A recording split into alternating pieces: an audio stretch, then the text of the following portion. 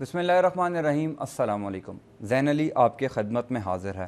آج کا مارکا ایک ایسے شخص کے ساتھ جن کے بارے میں کہا جاتا ہے کہ پاکستان سے متعلق ان کے پاس کئی راز ہیں، بالخصوص پاکستان اور بھارت کے تعلقات کے حوالے سے ان کے پاس بہت سے راز ہیں۔ گو کہ انہوں نے اپنی کتاب میں یہ راز افشاں کیے، اور اس میں سب سے اہم بات یہ ہے کہ کسی بھی شخص نے جن کا ذکر انہوں نے اپنی کتاب میں کیا، کسی نے اس کی تردید نہیں کی، یعنی کہ ان کے راز درست ہیں۔ یہ بھی کہا جاتا ہے کہ یہ کتاب صرف 3 لوگ لکھ سکتے تھے۔ ایک تھے سابق صدر پرویز مشرف، ایک تھے سابق بھارتی وزیر اعظم منموہن سنگھ، اور تیسرے تھے سابق وزیر خارجہ خورشید قصوری صاحب۔ Sir thank you so much for your time. Thank you. Sir کیا یہ بات درست ہے کہ نائدر اے ہاک نور اے ڈوو صرف 3 لوگ لکھ سکتے تھے؟ ہاں، اس کی ایک وجہ ہے۔ اس کی وجہ ہے کہ اس کے مختلف اسپیکٹس مختلف لوگ جانتے ہیں۔ ایک تو بھارت میں 3 وزرائے خارجہ تھے، اگر ایک ہوتا تو وہ بھی لکھ سکتے تھے۔ ایک تو موجودہ صدر ہیں پرناب مکھرجی، وہ آخر میں آئے لیکن 1.5 سال رہے۔ کو 2 سال رہے نٹور سنگھ، اور ان سے پہلے یشونت سنہا۔ ٹھیک ہے۔ تو اس لیے ان کو صرف اپنے اپنے پیریڈ کا پتہ ہے اور پوری پکچر ان کے علم میں نہیں ہے۔ دوسری چیز یہ ہے کہ بیک چینل پہ ہندوستان میں امبیسڈر لمبا لکھ سکتے ہیں، لیکن زیادہ جو بیک چینل پہ بات چیت ہوئی۔ لیکن سر جو آپ کو چیزیں پتہ ہیں کشمیر کے حوالے سے، یا جس طرح آپ نے ڈیل کیا، میں آپ کو بتاؤں گا فرق کیا ہے۔ وہ لکھ سکتے تھے، اور طارق عزیز صاحب بھی لکھ سکتے ہیں بیک چینل پہ، لیکن فرنٹ اور بیک چینل کا مطلب یہ ہے کہ میری ڈیلنگ تھی گورنمنٹ آف انڈیا کے علاوہ government United States, European union, European parliament, اور جو بھی میرا انٹریکشن تھا نیٹو ہیڈ کوارٹرز تھے یا اور، کیونکہ as foreign minister I was not only involved کہ بیک چینل کی رپورٹ جو یہاں آتی تھی، وہاں جہاں پاکستان میں 5 بندے بیٹھے ہوتے تھے، ان کے نام تھے جنرل پرویز مشرف، ان کے chief of staff general Hamid Javed, ISI کے ہیڈ اس وقت لیفٹیننٹ جنرل اشفاق پرویز کیانی صاحب، بالکل صحیح، اور اس وقت 4 اسٹار جنرل احسن سلیم حیات آرمی کی نمائندگی کرتے تھے۔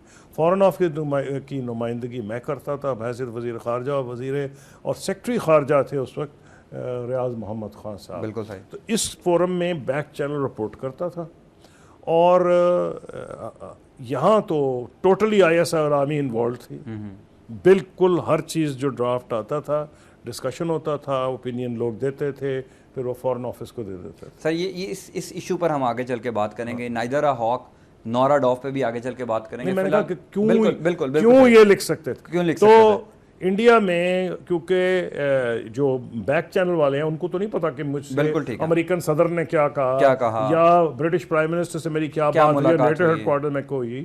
اسی طرح طارق عزیز صاحب کی جو ڈیلنگ تھی وہ بیک چینل پہ تھی۔ فرنٹ چینل کا مطلب یہ ہوتا ہے کہ ایک تو آپ بیک چینل پہ بات کر رہے ہیں، کیوں کر رہے ہیں، پس منظر کیا ہے، آپ کی امریکہ سے ڈیلنگ ہے، یورپین یونین سے ہے، نیٹو سے ہے، کیونکہ نیٹو ISAF فورسز افغانستان میں تھی ہمارے بارڈر کے اوپر۔ تو وہ ساری چیزیں میں نے ڈسکرائب کی ہیں کہ بیک گراؤنڈ کیا تھا جس میں مسئلہ کشمیر کا ہم نے حل ڈھونڈنے کی کوشش کی ہے۔ تو کتنے لوگوں کو علم تھا؟ General Musharraf president of Pakistan, he knew everything, back front سب کچھ پتا تھا۔ بالکل صحیح۔ Prime Minister of India, he knew everything. Dr. Manmohan Singh. The foreign ministers of India would have known, but there were 3. تو اسے وہ نہیں لکھ سکتے۔ So the third person was me. تو یہ 3 ہی لکھ سکتے تھے، اب پتہ نہیں باقی 2 لکھیں گے یا نہیں لکھیں گے۔ لیکن کانٹریڈکٹ کسی نے نہیں کیا، دونوں نے میری بک لانچ اٹینڈ کی ہے، دونوں موجود تھے۔ بالکل، اور مشرف صاحب نے کراچی میں لانچ کی، انہوں نے کہا جو کہا صحیح کہا۔ بالکل صحیح۔ ہاں جی سر، اس پہ ہم آگے چل کے بات کریں گے، تھوڑی سی کرنٹ واقعے پہ بات کرتے ہیں کہ ملا اختر منصور کو ایک ڈرون حملے کے ذریعے ہلاک کر دیا گیا۔ کیسا دیکھتے ہیں آپ ملا اختر منصور کی ہلاکت، اور بالخصوص پاکستان کی سرزمین پر اس ہلاکت کا کوئی اثر انداز ہوگا، کوئی پیس ٹاک متاثر ہوں گے؟ دیکھیے، بات یہ ہے کہ آگے بھی جب انہوں نے ڈرون اٹیکس کیے ہیں اس سے مسئلہ تو حل نہیں ہوا۔ بالکل، اس میں ایک تو معاملہ ہیومن رائٹس کا ہے، لیکن اگر آپ سمجھیں کہ ہیومن رائٹس کو امریکہ نہیں پرواہ کر رہا، تو آپ یہ دیکھیں کہ کیا اس کا فائدہ کیا ہوگا امریکہ کو۔ اگر امریکہ یہ سمجھتا ہے کہ ایک شخص کو اگر آپ ختم کر دیں تو ریزسٹنس ختم ہو جائے گی، میں بالکل اس سے نہیں مانتا۔ اس سے پہلے آپ دیکھیں بغداد میں زرقاوی صاحب تھے، انہوں نے کئی ہزار لوگوں کا قتل و عام کر دیا۔ بالکل صحیح، آپ کو یاد ہوگا۔ بالکل صحیح، وہ مارے گئے، ان کے بعد ان سے زیادہ ملیٹنٹ بندہ جو آیا ہے وہ ہے بغدادی زرقاوی کے بعد. اب یہ جو اتنے لوگ مارے گئے القاعدہ کی لیڈرشپ میں، بالآخر اسامہ بن لادن بھی مارا گیا. پھر تو کیا اس سے وہ ان کی ایکٹیویٹیز ختم ہو گئی ہیں؟ کیا ملا عمر کے چلے جانے سے ایکٹیویٹیز ختم ہو گئی تھیں؟ دیکھیں میں یہ سمجھتا ہوں لیکن نقصان تو ہوگا افغان طالبان کو. نہیں ہوگا، میں کب کہہ رہا ہوں سیٹ بیک ہوگا، لیکن سیٹ بیک کے نتیجے میں جو ٹیمپری سیٹ بیک ہوگا، کیا رستہ ملٹری ہے یا نہیں؟ That is a real question. کیا امریکہ ملیٹریلی دبا سکتا ہے ان کو؟ امریکہ کا ابھی تک پبلک جو سٹانس رہا ہے، پبلک سٹینڈ یہ رہا ہے کہ مسئلہ افغانستان جو ہے، اور یہ افغانستان میں امن تبھی ہوگا جب بات چیت ہوگی طالبان کے درمیان اور افغان حکومت میں، اور پاکستان نے حامی بھری تھی کہ ہم پوری کوشش کریں گے ان کو ٹیبل پہ لانے کی، لیکن ہم کو ڈکٹیٹ کرانے کی پوزیشن میں نہیں ہے. اگر ان کو مثلاً مار کے اگر وہ یہ سمجھتا ہے امریکہ کہ اب ضرورت نہیں رہی، یا تو انہوں نے اپنا فلسفہ بدل دیا ہے، اسٹریٹجک تھرسٹ بدل دیا ہے، اور وہی سمجھتے ہیں کہ نہیں ہم نے افغانستان کو زبردستی پروٹیکٹ کرنا ہے فرام آل انسرجنسیز. اس کا مطلب کیا ہے کہ 1.5 لاکھ امریکہ کی جب فوج تھی نیٹو ISAF کی، اس وقت بھی کچھ نہ کچھ حملے ہو رہے تھے، لیکن ٹھیک ہے کافی حد تک ان کا کنٹرول تھا. اب 15,000 ہے. کیا امریکہ واپس 1.5 لاکھ فوج لائے گا؟ قطعاً نہیں لائے گا. میں تو حیران ہوں اگر 15,000 ہی وہ رکھ لیں، کیونکہ چانسز یہ ہیں کہ جو 15,000 اس وقت ہیں یہ کم ہو جائیں گی. کوئی لوگ 9,000 کہہ رہے ہیں، کوئی لوگ 6,000 کہہ رہے ہیں. سر تو پھر آپ کیا سمجھتے ہیں کہ امریکہ نے اپنی پالیسی چینج کی ہے؟ ایک طرف وہ کہتا ہے کہ امن مذاکرات ہونے چاہیے، ٹیبل پر آنا چاہیے، اور دوسری طرف ڈرون اٹیک کے ذریعے ملا اختر منصور کو ہلاک کر دیا جاتا ہے. امریکہ کی جو سوچ ہے میں تو اس سے اگری نہیں کرتا، لیکن امریکہ کی کیا سوچ ہے؟ وہی سوچتے ہیں کہ جی طالبان کی یہ خواہش تھی جب انہوں نے حملہ کیا اسپرنگ آفینسیو، بالکل صحیح، کہ ہم from a position of strength بات کریں، جب نیگوشیٹ کریں افغان حکومت کے ساتھ. لیکن امریکہ ایک چیز بھول جاتا ہے کہ افغانستان کی بنیادی کمزوری کہاں ہے. امریکہ یہ بھول جاتا ہے کہ افغانستان کی بنیادی کمزوری افغانستان کی حکومت کے اندر ہے. جو حکومت جس میں پرائم منسٹر تو نہیں، ان کا ویسے رول ان کا وہی ہے، عبداللہ صاحب جو فورن منسٹر تھے جب میں فورن منسٹر تھا، میں بہت اچھی طرح جانتا ہوں، وہ چیف ایگزیکٹو ہے، یعنی پرائم منسٹر کا رول. بالکل صحیح. اور پریزیڈنٹ اشرف غنی صاحب صدر ہیں. اگر یہ آپس میں 2 سال گزرنے کے باوجود ڈیفنس اور فورن منسٹر پہ اگری نہیں کر سکتے، بالکل صحیح، تو کیا ایسی حکومت جو ہے کانفیڈنس انسپائر کرے گی طالبان میں کہ ان سے بات چیت کی جائے؟ جو خود حکومت انٹرنلی ڈس فنکشنل ہے. اصل میں امریکہ وہ بات اس لیے نہیں پن پوائنٹ کرتا کہ اس میں ان کو اپنی کمزوری نظر آئے گی.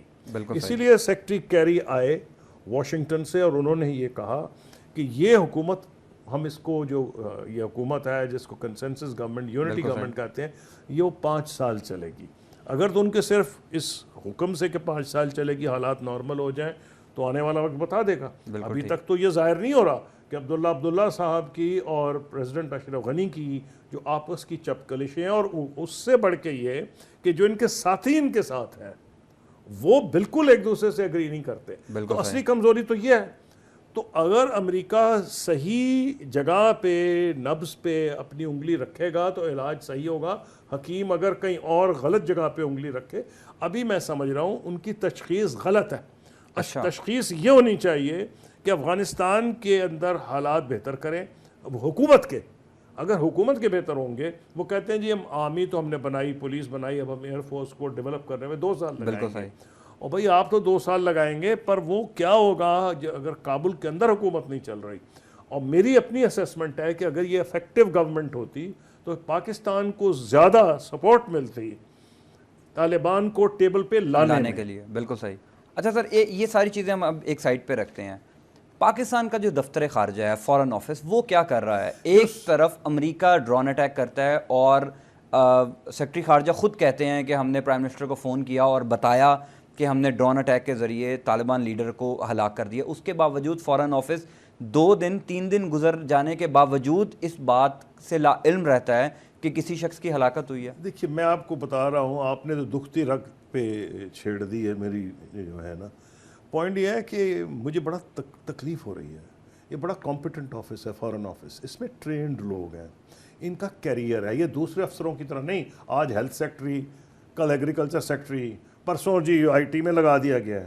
یہ 19-20 سال سے جب جاتے ہیں ان کی ایک ہی ٹریننگ ہوتی ہے، اور جب میں فارن منسٹر تھا تو شاید 10 یا 12 گریڈ 22 کے افسر تھے، باقی ہر محکمے میں ایک ہوتا ہے۔ یہ ہوتے ہیں پروفیشنل، جس طرح پاکستان آرمی کے آفیسرز پروفیشنلز ہیں، بالکل صحیح، یہ پروفیشنلز ہیں، یہ اپنا بدلتے نہیں، اور اس لیے بھی پروفیشنل ہو جاتے ہیں کہ نسبتاً سیاستدان اس میں کم دخل دے سکتے ہیں۔ کیوں؟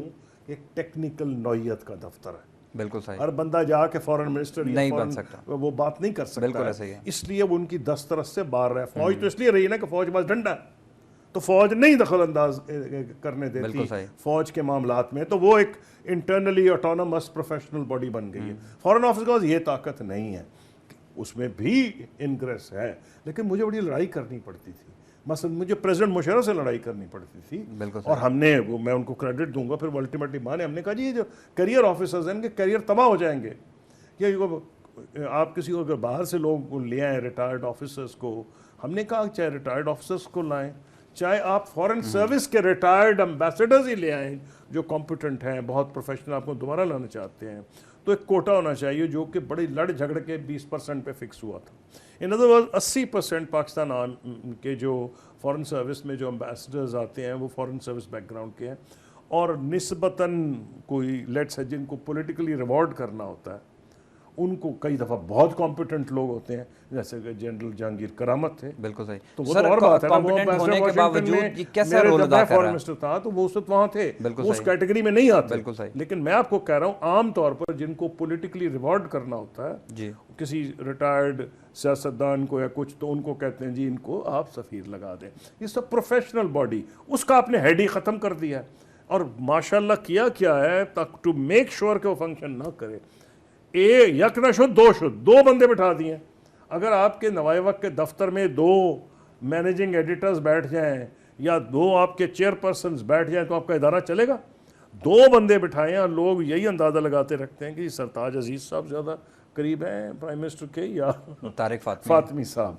ابھی اگر آپ کو ایک پہ اعتبار ہے اسی کو بنا دینا، لیکن ایک تو فارن منسٹر کسی کو نہیں بنایا، وہ بہت امپورٹنٹ ہوتا ہے protocol wise when you are dealing, یہ بڑی پروٹوکول سر بات یہ ہے کہ جو وزیر خارجہ کا منصب ہے وہ بھی پرائم منسٹر نے اپنے پاس رکھا ہوا ہے، تو جب کیری صاحب نے فون کیا پرائم منسٹر کو بتایا کہ ہم نے ملا اختر منصور کو ہلاک کر دیا، تو کوئی کوارڈینیشن نہیں تھی پرائم منسٹر نے فورن آفس کو؟ ہونا تو یہ چاہیے تھا کہ فارن منسٹر بیٹھا ہوتا، کیری مجھے رنگ کرتا، جیسے مجھے آتے تھے فون رائس کے یا جنرل کولن پال کے، تو میں تو 1 سیکنڈ کے اندر اسی پہ نہ صرف ہر ایک کو بتاتا تھا، ریئیکٹ بھی کرتا تھا۔ لیکن یہاں کیونکہ پرائم منسٹر صاحب بہت بزی ہیں، جن کو اتنے، ان کا پرائمری فوکس کیا ہونا چاہیے؟ نیشنل ایکشن پلان، بالکل ایسا ہی، ہاؤ ان کے پاس کیسے ٹائم ہو سکتا ہے فارن آفس؟ سر وہی ہمیں نظر آیا نا کہ امریکہ کہہ رہا ہے، افغانستان کی قیادت کہہ رہی ہے کہ ملا اختر منصور ہلاک کر دیے گئے، لیکن جن کی سرزمین پر یہ ہوا ان کی طرف سے 3 دن بعد بھی یہ کہا گیا کہ ابھی ہم چیک کر رہے ہیں، ابھی ہم تحقیقات کر رہے ہیں۔ ان کا آپس میں رابطہ نہیں تھا، بالکل ایسا ہی، نہیں تو وائی وڈ فارن آفس سے دیٹ؟ فارن آفس کو نہیں بتایا گیا ہوگا، بالکل ایسا ہی، foreign office should have been taken confidence instantly. Sir Pakistan کی سرزمین پر اگر یہ ہوا ہے تو آپ کتنا معنی خیز اس کو دیکھتے ہیں اوور آل، کہ نقصان ہوگا پاکستان کو؟ ایک ویسے ہی ہمارا جو امیج ہے پوری دنیا میں وہ منسوب کیا جاتا ہے دہشت گردی کے ساتھ، تو اب کیسا دیکھتے ہیں آپ؟ دیکھیں وہ جو ڈیمیج ہونا تھا پاکستان کی ڈیمیج ہو چکی ہے، مجھے جو زیادہ گلا ہے وہ یہ ہے کہ ہمارا نیریٹو مسنگ ہے، کیونکہ ہمارا افیکٹو فارن منسٹر، اس لیے نہیں کہ فارن منسٹر سرتاج صاحب کی میں عزت کرتا ہوں، قابل آدمی، لیکن سرتاج صاحب کا مسئلہ اس کے اندر یہ ہے کہ اگر آپ فارن منسٹر ان کو بنائیں، فل اتھارٹی دیں، جب تک آپ فلی کسی کو آتھرائز نہیں کریں گے، آپ نے بنایا ہی نہیں نا فارن منسٹر، تو اگر آپ اس طرح کریں گے تو آپ کا کیا؟ دیکھیں میں کیا کرتا تھا، ہر وقت ہم پہ الزام، اتنے غلط برے وقت میں، میں سمجھتا ہوں اچھا وقت تھا، چیلنجنگ تھا، 9/11 کے بعد میں فارن منسٹر بنا، بالکل ایسے ساری دنیا ہمیں گالیاں دے رہی ہے، جی یہ running with the hare, hunting with the hound, دوغلی گیم کھیل رہے ہیں، پیسے ہم سے لیتے ہیں، مدد کرتے ہیں افغان طالبان کی، سارے قسم کے الزام، لیکن ہم کانسٹنٹ اپنا نیریٹو جاری رکھتے تھے۔ تمام بڑے اخبارات، Washington Post, New York Times, Los Angeles Times یا وال اسٹریٹ جرنل، کوئی ان کے ایڈیٹوریل بورڈ سے میں پوری بریکفسٹ لنچ میٹنگز ہوتی تھیں, پریس کانفرنسز تو ایک طرف گئی نا, اس کے علاوہ جتنے تھنک ٹینکس تھے, council foreign relations, Atlantic council, Rand corporation, council for, اور یہ کیا نا یو ایس انسٹیٹیوٹ پیس, کوئی ایسی جگہ نہیں تھی جہاں میں جایا نہیں کرتا تھا, انگیج کرتا تھا افیکٹولی تمام ان کے ٹیلی ویژن چینلز پہ, کیونکہ میں چاہتا تھا کہ وہ مجھے سوال کریں, مجھے کرٹیسائز کریں, تو اگر مجھے کرٹیسائز کریں گے تو مجھے موقع ملے گا, بالکل جواب دینے کا موقع ملے گا, موقف کیا ہے وہ دیں گے آپ, بالکل صحیح ہے. پاکستان کی ایک ڈیفیکلٹ سچویشن تھی, آئیڈیل نہیں تھی, میں بیان کرتا تھا, بالکل صحیح. ابھی بھی پاکستان بہت کچھ کہہ سکتا ہے, پاکستان یہ کہہ سکتا تھا اگر افیکٹولی کہا جاتا اور ریپیٹڈلی کہا جاتا. آپ کو ہیمر کرنا پڑتا ہے میڈیا میں, بالکل صحیح ہے, بالکل ایک دن سے نہیں ہوتا, وہ نیچے سے لگ جاتی ہے, وہ کنٹینیوسلی آپ کو جو ہے نا وہ چھوٹی سی ایک لگتی ہے, وہ کیا آپ کہتے ہیں ٹکر چل جاتے ہیں. نہیں, آپ کو یہ کہ ریپیٹڈلی کہنا پڑے گا ہر جگہ.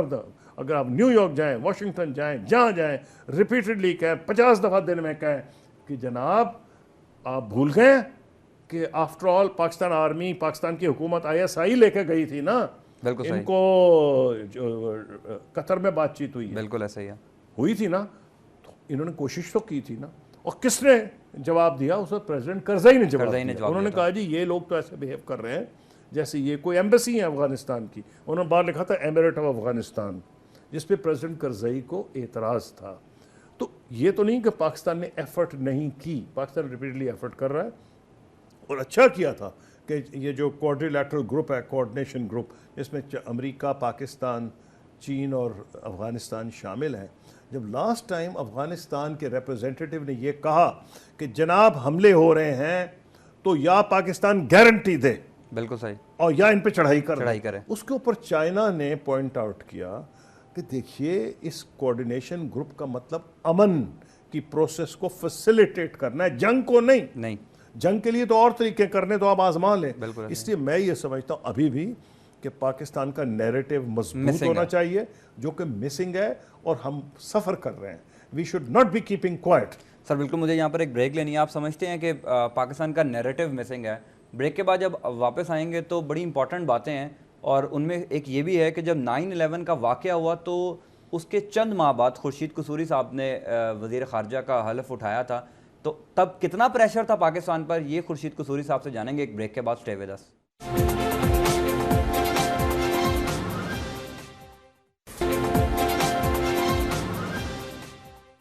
Welcome back.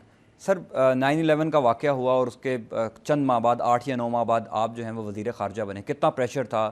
ظاہر ہے کہ پوری دنیا یہ سمجھ رہی تھی کہ 9/11 کے واقعے کے بعد کے پیچھے جو ہے وہ پاکستان ہے یا کیا ہے. کتنا پریشر تھا؟ ایک تو یہ بھی تھا کہ جی صرف 3 دنیا کے ملکوں نے ان کو ریکگنائز کیا تھا, پاکستان, UAE اور سعودی عرب. بالکل ٹھیک, جن میں سے 2 نے وڈرا کر لیے, پیچھے پاکستان رہ گیا, صرف پاکستان کا امبیسڈر تھا. تو سبھی لان تان تو پاکستان پہ ہوتی تھی نا. بالکل صحیح, کہ بھائی یہ آپ ہی کی وجہ سے ہے جو سب کچھ ہوا ہے. لیکن ہم نے اپنا نیریٹو جاری رکھا. ہم ان کو کہتے تھے تم لے کے آئے اسامہ بن لادن کو سوڈان سے. پھر ہم انہیں کہتے تھے کہ جو یہ مجاہدین کی ایکٹیویٹیز ہیں یہ صرف پاکستان نے انکریج نہیں کی سوویت یونین کے خلاف, جو آپ کہتے ہیں کہ آپ نے اسلامی انتہا پسندی پھیلائی ہے. ساری دنیا کے نوجوان, امریکہ, یورپین یونین, ساری دنیا نے مل کے, آف کورس اسلامی دنیا بھی شامل تھی, سعودی عرب بھی شامل تھا, UAE, ان لوگوں کو لے کے آئے ہیں. تو ہم کہتے تھے بھائی ہمیں کیوں بلیم کر رہے ہیں؟ پھر ہم انہیں کہتے تھے جنیوا کورٹس کے بعد تم بھاگے تھے, جبکہ تم کو یہاں رہنا چاہیے تھا, جبکہ تمہاری ڈیوٹی بنتی تھی. تو اگر آپ کا, اور امریکن پبلک سمجھ جاتی تھی, جب ہم گالیاں پڑتی تھیں تو ہم کاؤنٹر نیریٹو اپنا لے کے جاتے تھے, جواب دیتے تھے. یا تو ہم واقعی اتنے دوغلے تھے اور اتنے بے ایمان اور دغاباز تھے کہ ہم بے وقوف کی حد, بے وقوفانہ حد تک دغاباز تھے. دغاباز بھی اگر ہو تو عقل مند ہو. کوئی ایسا اسٹوپڈ دغاباز ہے کہ اس قسم کی اسٹوپڈیٹیز کر رہا ہے, دیکھیں کیا ہمیں فائدہ کیا ہے اس قسم کی ڈبل ٹاک جو ہمیں کہتے ہیں نا, اب جی یہ تو running with hare, hunting with hound, double game کھیل رہے ہیں. اور بھئی اگر آپ بتائیں تو صحیح کہ آپ پہ پریشر کیا ہے. پریشر یہ تھے کہ پہلے تو ہمارے جو پشتون بھائی ہیں ان کو سمپتی تھی ان کے ساتھ, اس میں کوئی دو رائے نہیں ہے. جب سے افغانستان کی یہ موجودہ ریاست مورز وجود میں آئی ہے, پشتون ڈومینیٹڈ ہے. اس کو آ کے امریکہ نے 9/11 کے بعد ختم کیا. تو نیچرلی پشتونوں میں یہ غصہ تھا. بالکل ٹھیک. اور نیچرلی, اور میں صرف طالبان کی بات نہیں کر رہا, میں نے کولن پال کو بتایا کہ آکسفورڈ کیمبرج کے پڑھے ہوئے جو پشتون ہیں, جو ان کو میں جانتا ہوں, وہ بھی ناراض ہیں. اس کی وجہ تھی اور وہ ہمیں ایکسپلین کرنی تھی اور ہم نے اس کو کنٹین کرنا تھا. ہم اپنے ہی لوگوں پہ ٹوٹل جنگ تو نہیں کر سکتے تھے, تو ہمیں پیس ایگریمنٹ کرتے تھے تو ہمیں گالیاں پڑتی تھی کہ تم نے کیوں پیس ایگریمنٹ کر لیا جا کے ان کے ساتھ. ہمیں یہ ساری چیز لڑنا بھی پڑتا تھا, صلح بھی کرنی پڑتی تھی, اور یہ وہ وجہ. لیکن آپ اگر سمجھائیں گے ہی نہیں کسی کو, جا کے اپنا نیریٹو پیش ہی نہیں کریں گے, کانگریس میں جائیں, بالکل ٹھیک ہے, آپ سے بڑے سخت سوال کیے جائیں گے. آج کل تو اور بھی زیادہ سوال ہوں گے سخت, آپ نے کیونکہ اتنا گیپ چھوڑ دیا ہے, آپ کا نیریٹو مسنگ ہے. بٹ آپ کا کیس اسٹرانگ ہے, explain the difficulties you are facing. بالکل ٹھیک ہے, مطلب آپ اپنا نیریٹو پیش کرتے ہیں. سر اب تھوڑی سی بات کرتے ہیں آپ کی کتاب پر, neither a ہاک Noor a dog. سر آپ لکھتے ہیں اپنی کتاب میں کہ آپ کے دور میں 80 سے 90% جو کشمیر کا مسئلہ تھا وہ حل ہونے کے قریب تھا. کن شرائط پر, ڈیٹیلز ہی دے دی ہے نا میں نے آپ کو, اب تو شک ہی کوئی نہیں نا, اور اس کو کسی نے کانٹرڈکٹ نہیں کیا. سر کن شرائط پر یہ مسئلہ حل ہو رہا تھا؟ دیکھیے بات یہ تھی, جو پہلے سمجھے پرابلم کیا تھا. پرابلم یہ تھا انڈیا اسٹیٹس کو پاور ہے.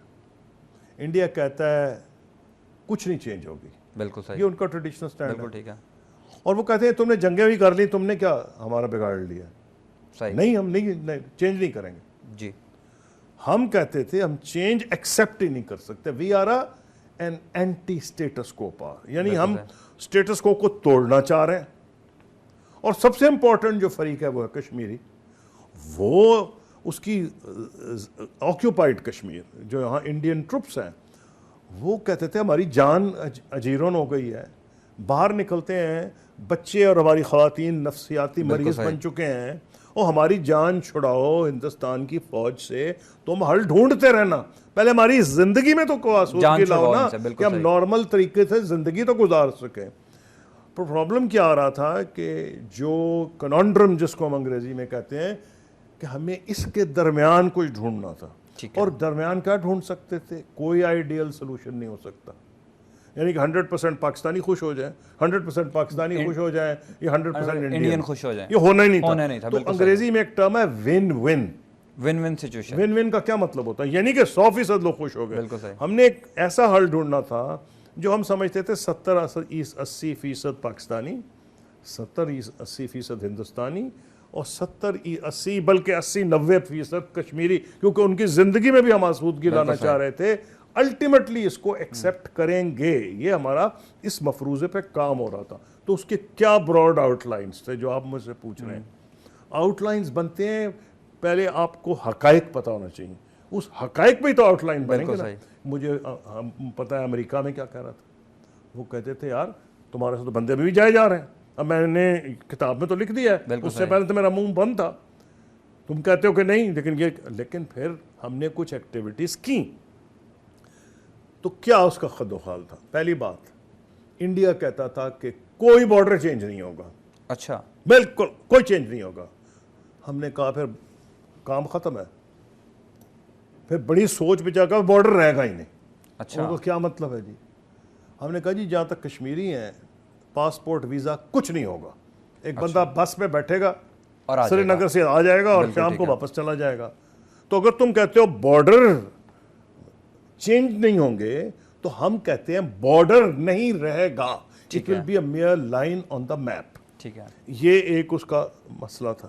دوسرا یہ تھا, کشمیری کہتے تھے کہ جیسے میں نے کہا کہ ہماری بچے, ہماری خواتین ایکچولی ذہنی مریض بن گئے ہیں. اور اگر آپ انٹرنیشنل میڈیا کو ہی پڑھیں, وہاں ایکچولی نیورولوجیکل ڈیزیزز بڑھ رہے ہیں. بالکل ایسا ہی امریکہ میں بڑھ رہی ہیں, یہ آکوپائڈ کشمیر, مقبوضہ کشمیر میں بڑھ رہی ہیں. وہ کہتے تھے ان سے تو جان چھڑاؤ. جب باہر نکلتے ہیں اس طرح بندوقیں لے کے کھڑے ہوئے ہوتے ہیں. تو ہم نے انڈیا کو یہ کہا یار فوجیں پہلے اربن ایریاز سے نکالو, پھر چھوٹے قصبوں سے نکالو, پھر منیمم کر. وہ مجھے دیکھا سے تم کون ہو بھائی, تمہاری کیا حیثیت ہے کہ تم کو ہمیں فوجی جنگ کے ذریعے تو نکال نہیں سکتے, اب کیسے نکالیں؟ ہم نے کہا پھر حالات چینج نہیں ہوں گے. اب حالات چینج نہ ہونے کا کیا مطلب ہے؟ اگر ہماری کمزوری یہ ہے کہ اتنی جنگوں میں نہ بھارت ہم سے 1 انچ لے سکا ہے, نہ ہم بھارت سے 1 انچ لے سکے ہیں, تو ایک کمزوری انڈیا کی بھی ہے. اور وہ یہ ہے کہ کشمیری موجودہ سٹیٹس کو برداشت نہیں کرتے. بالکل آج تک پاکستان کے جھنڈے جب ان کو جب چاہتے ہیں وہ لہرا دیتے ہیں وادی کے اندر. تو یہ کشمیر کی بھی کمزوری تھی کہ ایک طرف کہتے ہیں ہم بڑی, انڈیا کی کہ ہم بڑے ڈیموکریٹس ہیں, بڑی ڈیموکریسی ہے, biggest democracy in the world. تو میں ان کو کہہ رہا تھا تم 100 سال لگا دو, یہ ہم تمہیں بتا دیتے ہیں کہ تمہارا مسئلہ حل نہیں ہوگا. اور میری بات سچی ثابت ہوئی. اس کے بعد پتھر بچوں نے اٹھائے.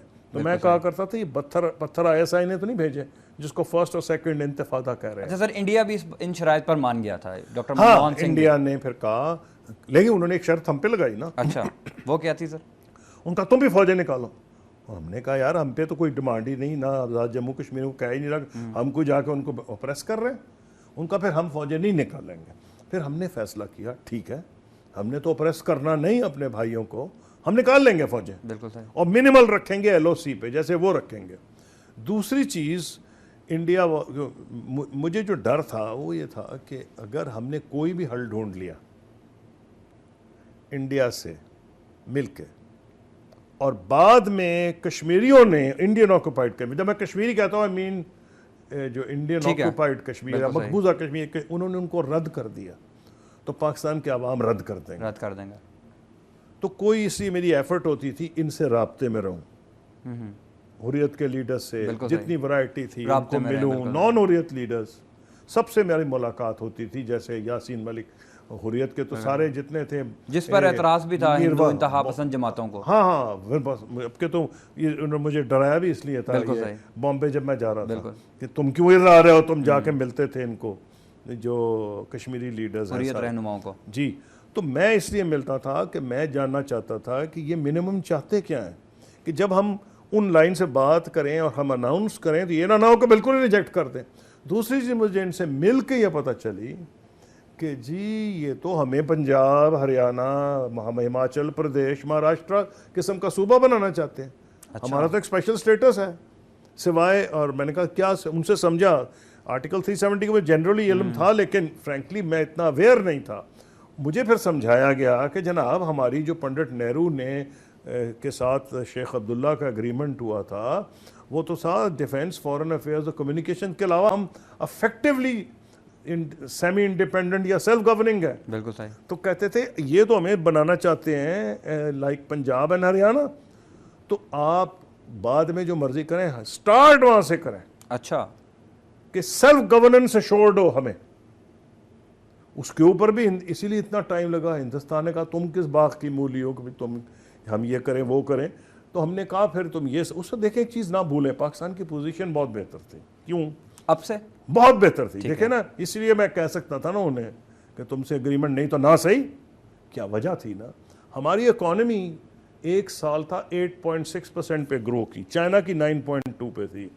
ہم N11 میں آ رہے تھے, نیکسٹ 11 ایمرجنگ اکانومیز, جس میں ترکی, پاکستان, ارجنٹینا, میکسیکو, ان ملکوں کے ساتھ ہمارا نام لیا جا رہا تھا N11. اور وہ گولڈمن سیکس نے لسٹ دی تھی. اکانومی ہماری بلوم کر رہی تھی, it was blooming economy اور booming economy, you can put it any way you like.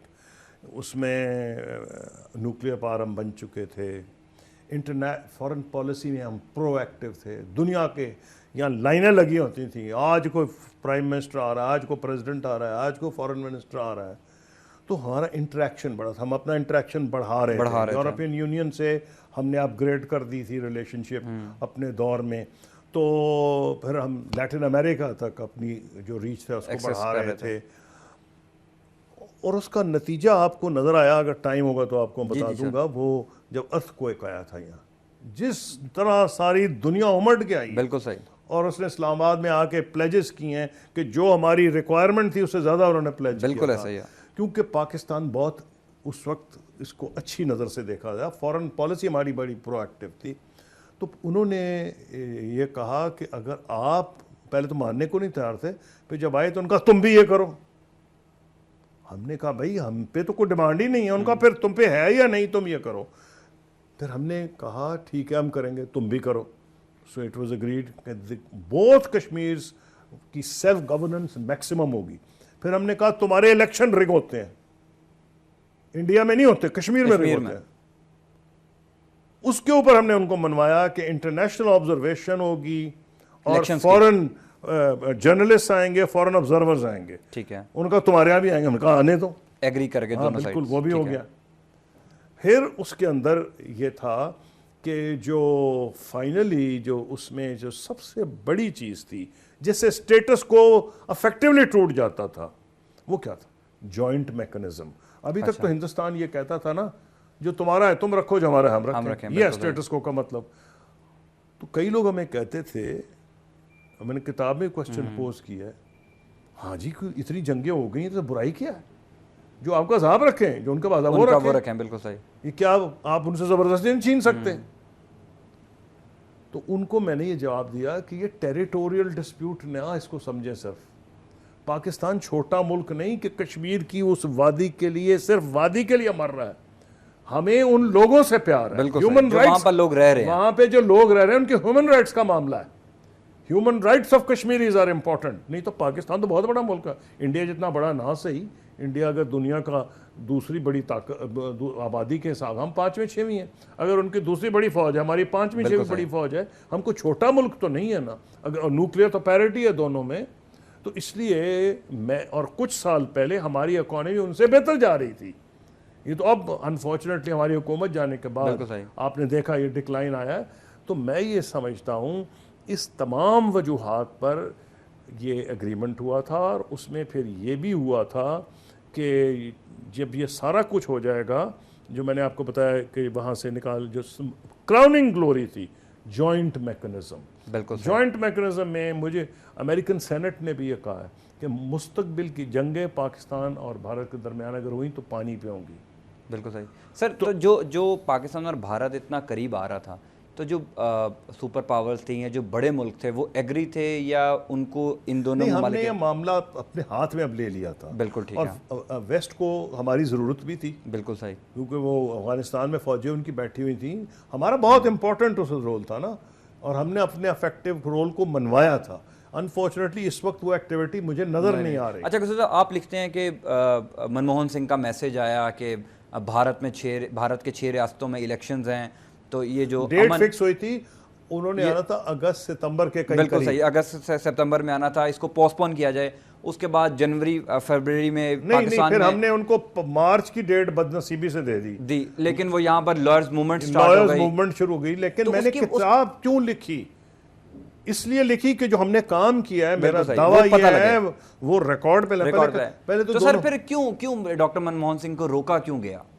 Lords movement کے باوجود کیوں روکا گیا؟ اگر میں نے خود روکا تھا. اچھا, وہ میں نے پریزیڈنٹ مشرف کو کہا تھا. پریزیڈنٹ نے مجھے نہیں پتا کہ ڈاکٹر منموہن سنگھ اگری کیے تھے, لیکن مجھ سے پوچھا تھا پریزیڈنٹ مشرف نے, قصوری صاحب کیا خیال ہے اگر وہ آ جائیں؟ میں نے کہا سر بالکل نہ بلائیے گا. کہنے لگا کیوں؟ میں نے کہا ہم نے بڑی محنت کی ہے, تاریخی نوعیت کی. آج آپ آئسولیٹ ہو گئے, میڈیا آپ کے خلاف, اپوزیشن آپ کے خلاف ہے. آپ اگر کہیں گے سونا ہے تو لوگ کہیں گے پیتل ہے. تو جو ہم نے کام کیا ہے, میں نے کہا سونے میں گھڑ کے آئیں تو لوگ کہیں گے پیتل ہے. یہ کام رہے گا ریکارڈ پہ. میں نے فیصلہ ٹھان لی تھی کہ میں ایک ایک چیز لکھوں گا. اور کیوں لکھوں گا؟ ریکارڈ پہ لاؤں گا تاکہ انڈیا کو پتہ چلے, پاکستان کو, کہ یہاں تک تو ہم آ گئے تھے. کیونکہ ابھی تک یہ اعتراض ہوتا تھا انڈیا پاکستان کوئی چیز حل کر ہی نہیں سکتے آپس میں. لیکن سر اس محنت کا نتیجہ کیا نکلا؟ نتیجہ یہ کہ ریکارڈ پہ ہے, اور جب ہم آگے چلیں گے وہیں سے چلیں گے, وہیں سے شروع ہوگا. اب کشمیریوں کو بھی پتہ چل گیا, وہ چھپی بات تو نہیں. بالکل صحیح کہ بھئی یہاں تک تو پہنچ گئے تھے. وہ کہیں گے تم اس سے پیچھے کیسے جاتے ہو؟ 80-90% پہنچ گئے تھے. تو جانا تو آگے نکلو, پیچھے کیوں جا رہے ہو؟ پاکستان کو پتہ ہے, انڈیا کو پتہ ہے. تو اور جب میں آپ کو یہ کہتا ہوں, اس کا یہ مطلب نہیں کہ اس وقت کی حکومتیں انوالوڈ تھیں. ایک ہوتی ہے پرماننٹ حکومت, جیسے کئی امریکہ میں ڈیپ سٹیٹ کہتے ہیں. اس کا مطلب ہوتا ہے ہر ملک کی مختلف ہے. کئی ملک میں فوج ہوتی ہے اور انٹیلیجنس ہوتی ہے, کئی میں فوج, انٹیلیجنس, بیوروکریسی, کئیوں میں فوج, انٹیلیجنس اور ٹاپ انڈسٹری. ہمارے ملک میں اور انڈیا کی جو ڈیپ سٹیٹ ہے, ان کی ڈیپ سٹیٹ ہے, ان کی جو کیبنٹ کمیٹی ایک اس وقت کی ہوتی ہے, اور پھر ان کی فوج, سیکیورٹی ایجنسیز جو ہیں. میں کیسے مان جاؤں کہ جس طرح یہاں آئی ایس آئی بیٹھی ہوتی تھی اور فوج ڈسکشن میں, اسی 3 سال لگے نا کہ ہر چیز پہ اعتراض ہوتا تھا. بالکل ٹھیک ہے. تو میں کیسے مانوں کہ وہاں ایسے لوگ نہیں بیٹھے ہوئے تھے جو پرماننٹ اسٹیبلشمنٹ ہے؟ اور اگر کوئی شک تھا تو وہ ریموو ہو گیا. ڈاکٹر سنجے بارو نے کتاب لکھی ہے دی accidental prime minister.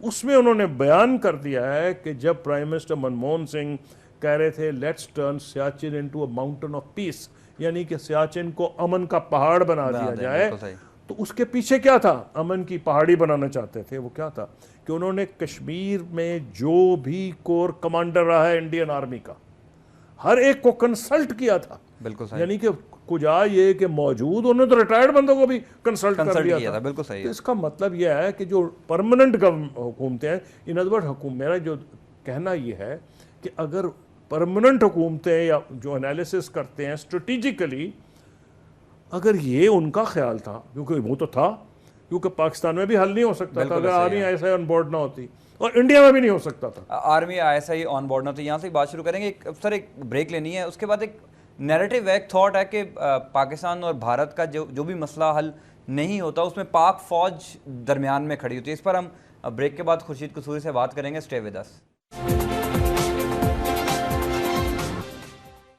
Welcome back. Kasuri صاحب, اس وقت جو آرمی کو ہیڈ کر رہے تھے جنرل احسن سلیم حیات, وائس چیف آرمی اسٹاف, وہ مان گئے تھے یہ سارے مذاکرات جو ہوتے ہیں؟ 3 سال لگے ہیں اس میں. میں نے اسی لیے کہا نہیں, فوج تو آن بورڈ تھی, I S I on board تھی, فوج آن بورڈ تھی, یہ سارے آن بورڈ تھے. یعنی کہ فوج کو کوئی اعتراض نہیں تھا؟ اعتراض بہت سے تھے نا, اسی لیے تو 3 سال لگے ہیں. اچھا, وہ اعتراض انڈیا میں بھی ہوں گے نا. بالکل صحیح. اسی لیے تو اتنے ڈرافٹس ایکسچینج ہو رہے تھے. ٹائم کیوں لگا 3 سال؟ یہ سب تک لکھا ہے. میں نے اپنے ہاتھ سے کاٹ کے کئی جگہ سیمی کولن لگائی ہے کہ نہیں جی یہ یہاں سیمی کولن ہونی چاہیے, ادھر فل سٹاپ نہیں ہونا چاہیے, ادھر کاما نہیں ہونا چاہیے. اسی طرح وہ کام وہاں ہو رہا تھا. ٹھیک ہے. اس کا اور مجھے کیوں کانفیڈنس ہے کہ یہ ہو کے رہے گا اگر یہ دونوں ملکوں کے لیڈر عقل سے ٹوٹلی پیدل نہیں ہیں, کیونکہ میں نے دیکھا ہے ہوتے ہوئے, میرا کانفیڈنس ہے, دوسروں کو نہیں ہے, میں نے تو خود ہوتے دیکھا. کیوں؟ ایک اور چیز دیکھی ہے کہ سارے لیڈر پرائیویٹلی مجھے کہتے تھے قصوری صاحب مل کے تاریخ بنائیں. تو کیا نریندر مودی اس سے ٹوٹلی جو ہیں اپس ہے, ان کے دماغ میں یہ بات نہیں آتی ہوگی کہ نیچے سے وہ اٹھے ہیں, بڑے ہمبل اوریجن ہے, پرائم منسٹر بن گئے, کہ ان کو سینس آف ڈیسٹنی ہے یا نہیں. مجھے ان کے بیک گراؤنڈ کا سارا پتہ ہے, مجھے گجرات کی کلنگ کا بھی پتہ ہے, لیکن مجھے یہ ضرور پتہ ہے کہ جہاں سے ایک بندہ اٹھا ہے وہ میں گراؤنڈ ریالٹی کو, اور آپشن کوئی نہیں. انڈیا کے پاس نیوکلیئر ویپنز ہے, پاکستان میں. لیکن سر یہ فوج کے بارے میں جو نیریٹو ایک تھاٹ دی جاتی ہے کہ پاک بھارت مسئلہ کشمیر کے درمیان میں کھڑی ہوتی ہے پاک فوج, وہ غلط تھی, یعنی کہ وہ نہیں, ایسا نہیں ہے. اتنا کنفرمڈ انڈیا میں یہ اوپینین ہے کہ جی آپ جو مرضی کر لیں. قصوری صاحب مجھے کہتے ہیں فوج تو امن ہونے نہیں دے گی. اچھا, اسی لیے میں نے پورا چیپٹر لکھا ہے پاکستان آرمی پہ. بالکل صحیح. As I so it. اور میں نے یہ دیکھا ہے کہ اس میں کوئی ڈاؤٹ نہیں کہ پاکستان آرمی انڈین آرمی کو اپنا دشمن سمجھتی ہے, جیسے انڈین آرمی پاکستان آرمی کو اپنا دشمن سمجھتی ہے. اس میں کوئی ننریز میں تو ٹرین نہیں ہوئے, یہ they have been trained in military academy, one in Kakul, the other in Dehradun. ان کے اینیمیز بھی وہی ہیں. انڈیا پاکستان کا اینیمی ان کی فوج کی نظروں میں they are treated as enemies.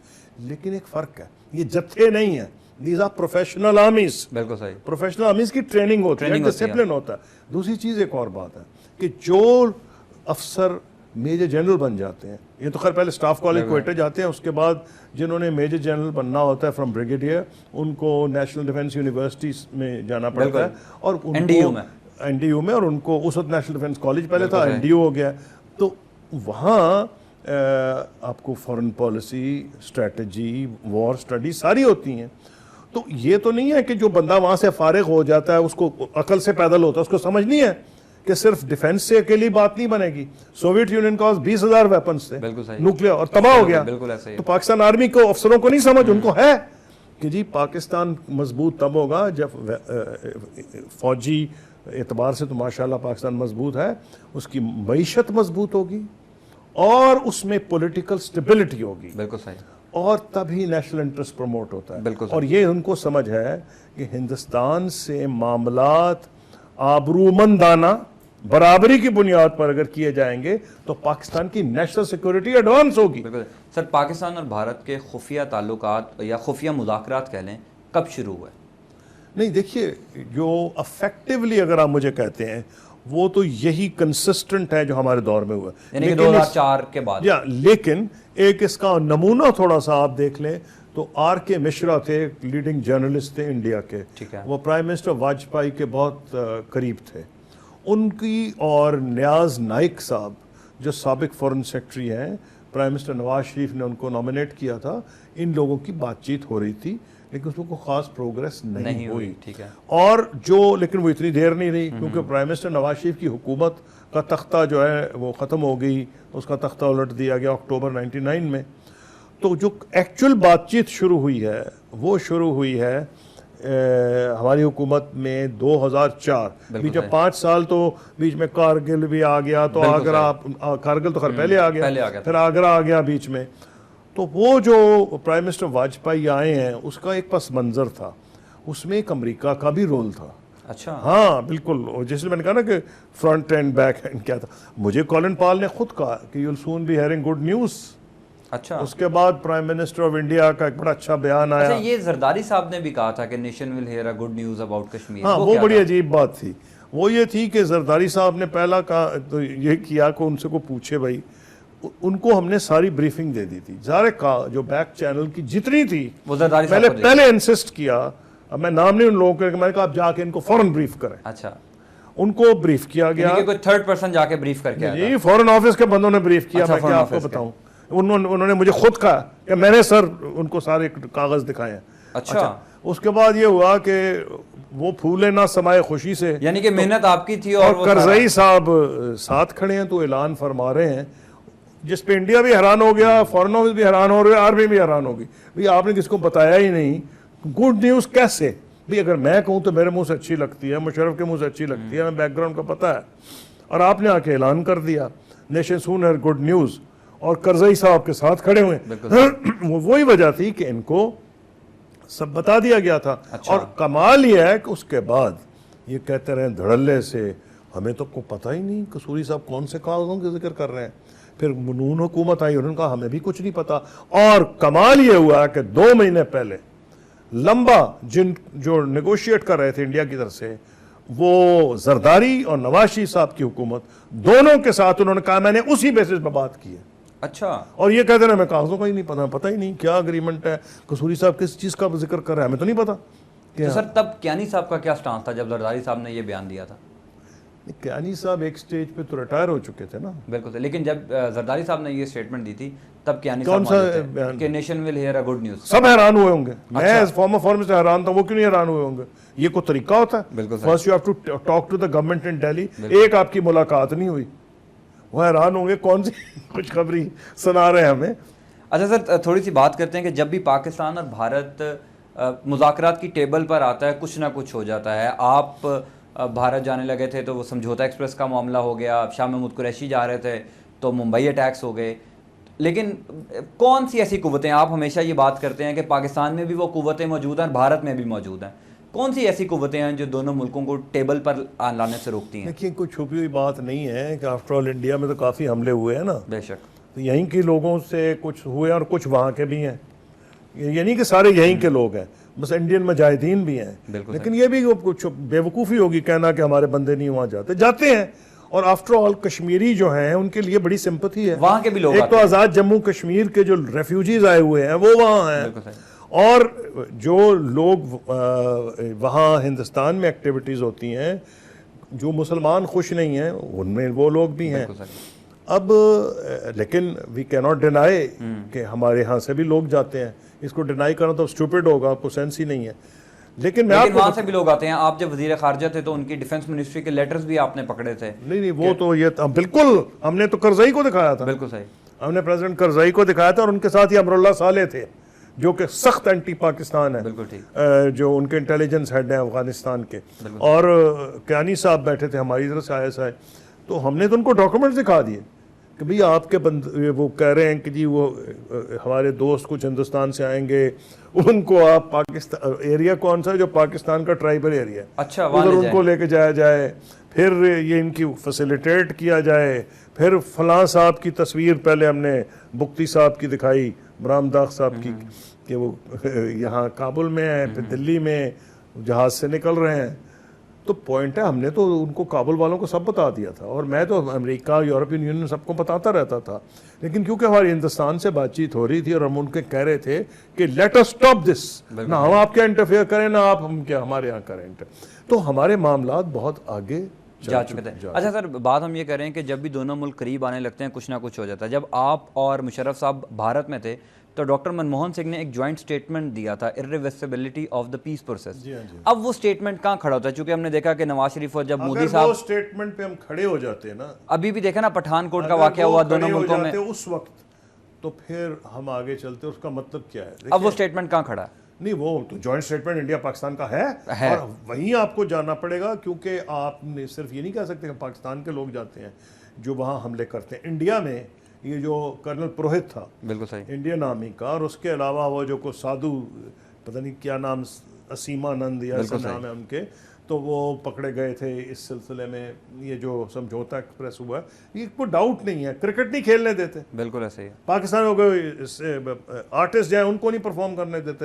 میں کتاب لانچ کرنے گیا تو مجھے کہا گیا کہ جی اس کو اس لیے نہیں آنے دینا کہ یہ کشمیری لیڈروں کو حریت رہنماؤں سے ملتا ہے, حریت رہنماؤں کو ملتا تھا. تو ایسے لوگ ہیں کہ کوئی ڈاؤٹ تو نہیں ہے. تو ایک ہی رستہ ہے کہ اس پہ جائیں جو جوائنٹ اسٹیٹمنٹ ہے ہمارا 2005 کا, irreversibility پیس پروسیس, اور بات چیت کرتے رہیں, جو بھی ہو بات چیت جاری رہے. اس سے نہ ہٹے. بڑے ہڈن فیکٹس آج ہمارے سامنے آ رہے ہیں. تھوڑا سا یہ بھی بتا دیں کہ 2005 میں آپ کو یہ کہا گیا تھا کہ آپ اسرائیل جا کر بات چیت کریں, وہ کس نے کہا تھا اور کیا بات چیت ہوئی تھی وہاں پر؟ آپ ترکی کے جو پرائم منسٹر تھے ان کے ذریعے آپ کی ملاقات ہوئی تھی استنبول میں, میرا خیال ہے ملاقات ہوئی تھی آپ کی. ترکی کا معاملہ بڑا کلیئر, یہ اسرائیل کا معاملہ بہت کلیئر تھا. اچھا, ہم لوگ بڑے ڈسٹرب تھے دو ڈیولپمنٹ سے. ایک تو لیٹسٹ ویپنز جو ہیں ہندوستان کو, جو امریکہ نہیں اس وقت دیتا تھا ہماری وجہ سے, وہ اسرائیل دیتا تھا. ٹھیک ہے, مثلاً ان کو نیول وہ ایک براک پوائنٹ میزائل تھی. صحیح. پھر لیٹسٹ جو ان کو انہوں نے پلیٹ فارمز دیے ایریل وارننگ سسٹمز کے, ان کے پرائم منسٹر اور ڈیفنس منسٹر دلی کا چکر لگا کے گئے. پھر ہمیں اس سے بڑھ کے یہ کہ اس زمانے میں پریزیڈنٹ بش کہہ رہے تھے کہ انڈیا کے ساتھ وہ nuclear technology, civil nuclear technology agreement کریں گے. ہم بھی چاہتے تھے, لیکن ہمارے کیونکہ بہت سے معاملات, وہ ایک خان افیئر بھی ہو چکا تھا, تو ہمارے ساتھ وہ بھی نہیں ہو رہا تھا. تو سب سے بڑی جو ہماری مخالف تھی وہ تھی اسرائیلی لابی یونائٹڈ اسٹیٹس میں. تو ہم نے کہا ان کو بھی نیوٹرلائز کریں. تو فیصلہ ہوا دی ہائیسٹ لیول, اور وہ تو فیصلہ ہائیسٹ لیول سے آپ سمجھ سکتے ہیں کون ہے ہائیسٹ لیول پہ فیصلہ. آج بتا دیں کس نے وہ فیصلہ کیا؟ اس میں سبھی لوگ شامل تھے جو میٹر کرتے تھے اس وقت. اچھا, ٹاپ جو لوگ تھے. جی سب لوگ شامل تھے اس میں. لیکن آپ کو بھیجا گیا آگے؟ مجھے بھیجا گیا قربانی کا بکرا. میں نے کہا یار یہ کام تو کسی اور سے کروا, کیونکہ اسرائیل جانا جو ہے وہ جان جوکھوں کا کام تھا. تو پھر طیب اردوان سے آپ پھر فیصلہ کیا گیا. اس کا میں خیال ہے سوائے 3-4 بندوں کا علم بھی کسی کو نہیں تھا, پریزیڈنٹ, پرائم منسٹر اور joint chief of staff, chief army کے بندوں کو, بس اور کسی کو پتہ ہی نہیں تھا یہ. تو سر ان کی اس ملاقات میں کیا ہوا, کیا طے ہوا اس ملاقات میں؟ جب آپ نہیں وہ بہت, انہوں نے مجھے بیٹھتے ہی کہا why are you more Palestinian than the Palestinians, کہ فلسطینیوں سے زیادہ تم فلسطینی کیوں ہو. تو میں نے ان کو سمجھایا کہ جی پاکستان کا مسئلہ کشمیر بھی ہے, ہمیں بڑی سمپتھی ہے فلسطینیوں کے ساتھ. انہوں نے ہمیں cut a long story short ہر چیز آفر کی. انہوں نے کہا جی high technology which means latest اور نینو ٹیکنالوجی جو بھی ہے, جو بھی ہم آپ سے شیئر کریں گے. نمبر 2 انہوں نے کہا you are an agricultural country, آپ زراعتی ملک ہے. ہم نے تو ڈیزرٹ کو بلوم کرا دیا ہے. اچھا, ہم آپ سے لیٹسٹ ٹیکنالوجی شیئر کریں گے ایگریکلچر کی. ٹھیک ہے. تو بہت بڑی ہمیں انہوں نے آفر دی, اور اس کی وجہ وہ ایک ہی ملک ہے جس سے خائف ہیں اسلامی دنیا, بالکل صحیح, وہ پاکستان ہے. کیونکہ 73 میں بھی ہمارے جہازوں نے, ایئر فورس کے جیٹس نے ان کو انٹرسیپٹ کیا. بالکل ٹھیک ہے, وہ لیبیا, نہیں سیریا میں, اور وہ ان کو پتہ ہے ہماری میزائل کی کیا رینج ہے وغیرہ, اس پر جانا نہیں چاہتا. تو کٹ اٹ شارٹ سر, تو کس بات پر آ کے یہ ڈائلاگ انہوں نے پھر مجھے کہا کہ آپ ہم کو کریں ریکگنائز. اچھا, ہم نے ان کو کہا کہ ہم آپ کو ریکگنائز کر لیں گے, جو کنگ عبداللہ کا پلان ہے, ٹھیک ہے, جو تھا لینڈ فار پیس. اگر آپ اپنی فوجیں وڈرا کرتے ہیں ایک آزاد فلسطینی ریاست جس کا بیت المقدس دارالخلافہ ہو, تو ہم آپ کو ایکسیپٹ کریں گے.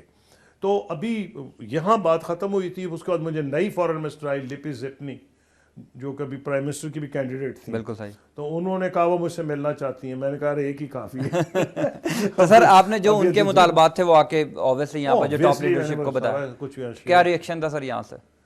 اب یہ اس سے پہلے کہ ہم آگے چلتے, ہمارے تو جو معاملات تھے نا کہ جی کشمیر کے خود انڈیا سے بہت بہتر ہونے لگے تھے. بالکل صحیح. تو ہم چاہ رہے تھے کہ ہم اس کو جب کریں گے تو ہماری پوزیشن اور مضبوط ہو جائے گی in dealing with the West and with whoever. لیکن یہ ہم بڑے پکے تھے کہ جب تک آزاد فلسطینی ریاست مورز وجود میں نہیں آتی پاکستان کا پبلک اوپینین برداشت نہیں کرے گا. سر لاسٹ کوسچن ہے, کیا اب آپ دیکھتے ہیں کہ کوئی سفارتی لیول پر یا فارن آفس لیول پر کوئی اسرائیل سے بات چیت ہوتی ہوگی؟ ہاں ضرور ہو رہی ہوگی. تو ہوتی ہوگی ابھی بھی 50-60 سال سے ہو رہی ہے تو اب کیوں نہیں ہو رہی ہوگی؟ سر وہ ہڈن رکھی جاتی ہے. ہاں ہڈن, ابھی بھی ہڈن ہی رکھی جائے گی. ابھی بھی ہڈن وہ اس وقت آپ کو میں نے اسپیشل 2 ریزن بتا دیے تھے کہ لیٹسٹ ویپن سسٹم انڈیا کو دے رہے تھے, اور نمبر 2 ہم civil nuclear technology agreement United States کے ساتھ کرنا چاہ رہے تھے. بالکل ٹھیک ہے. پروگرام کا وقت ختم ہو رہا ہے. سابق وزیر خارجہ خورشید قصوری سے بڑی دلچسپ گفتگو رہی ہے. ذہین علی کو اجازت دیں, زندگی رہی تو کل ملاقات ہوگی. اللہ نے کے بعد.